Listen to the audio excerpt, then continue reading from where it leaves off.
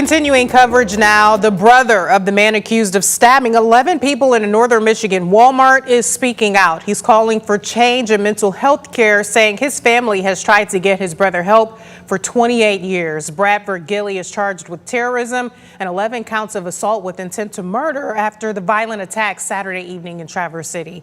His brother Shane Gille says mental health is likely the reason for the attack. Shane says it's something his brother has struggled with since he was 15 years old. He says doctors diagnosed Brad with schizophrenia. They've been trying to get him long-term mental health treatment ever since. I can't quote you whether it was 5 or 6 years ago, but someone in that ballpark, he believed that his dad was alive and inside there and trying to break him out, when his dad was actually in bed sleeping that night in Houghton Lake at the time, and perfectly safe and sound. But he was having an experience where he believed his dad was locked up in this tomb and he needed to break him out. And that was a reason of insanity, dismissal charge, or not guilty of reason of insanity. And still that wasn't enough to get him placement.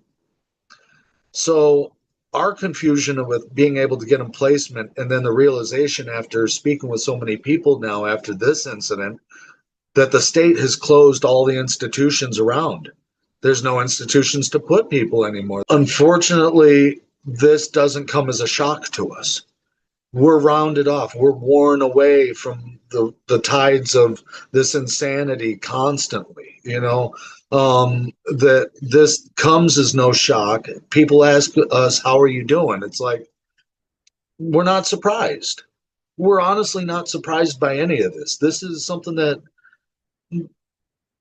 we didn't see the violence coming, but we saw an incident, something along the lines of had an argument with somebody pulled out a gun and shot him kind of thing, and now he's gone. That's what we kind of anticipated, was some kind of feud or a fight or something. Now he's no longer with us, but we didn't expect him to lash out at unarmed,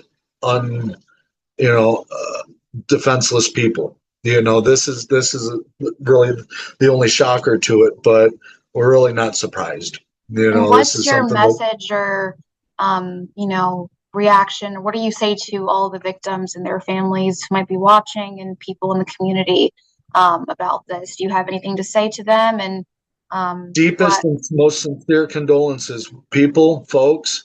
We tried to take care of him and get him placement, and we were unsuccessful. If there's anybody to blame, it's the state, it's the healthcare system, or the community mental health system itself needs to be revamped, reworked, refunded, and looked over again.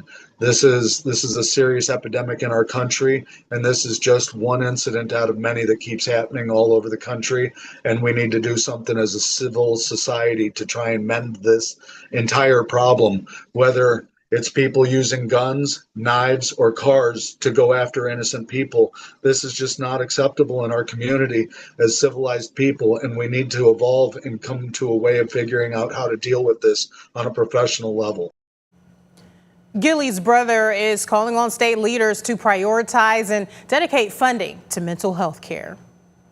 The chief medical officer with Community Health Ottawa County speaking with 13 on Your Side about mental health care. He says it's complicated and that violence is often connected to untreated illness. It's a complicated answer, so I'll walk through it in stages. And I've had to answer this question. Anytime there is an act of violence that happens in our community, and then it's known the person had a mental illness versus mental health symptoms, because we all have mental health symptoms, right? So what we're talking about is mental illness. And what usually happens is the predictor of violence as connected to mental illness is usually the result of untreated mental illness.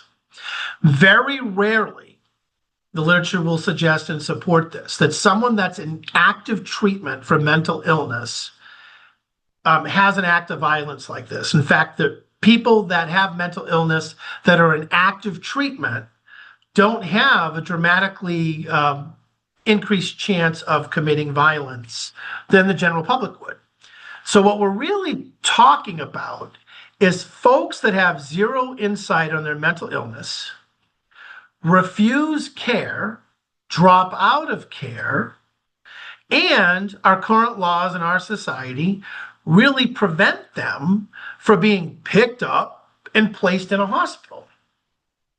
And so the first thing to understand is it's untreated mental illness that is more the connection between mental health issues and, say, violence. And this happens when you have school shootings, all of this. I've answered this question in my 30-year career, unfortunately, too many times.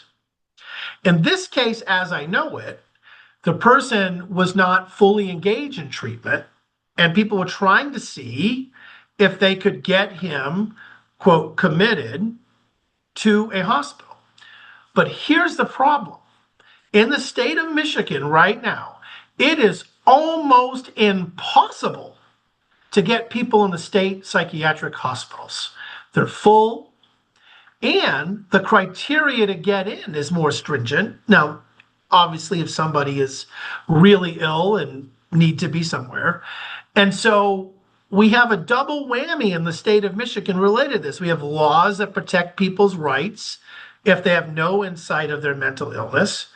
And let's just say that a court or a judge, because the person's broken the law in the past, has said, if you don't follow this, then you have to go to the hospital. Oh, good luck getting them in. And so then we have to rely on the local hospitals, like private hospitals, like Pine Rest and, things like that. And if they're full, what do?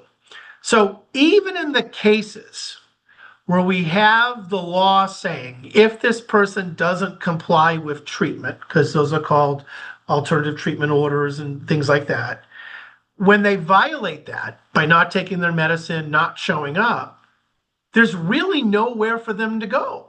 The police will pick them up and take them where? That never used to be the case. We used to have a lot more hospital beds for these situations. And we're talking about people, I want to be clear, that have a mental illness, that are not in treatment, and have very little insight that they're mentally ill. Those are like the three legs of that stool that sets up a situation, right? You take the shooting in Manhattan. I bet you we're going to find out the person had a mental health history without being engaged in treatment. It's about treatment and getting people engaged in treatment. And then if somebody really is not going to treatment and they pose a risk to others, having the state hospital capacity to have them temporarily go there for further evaluation and treatment.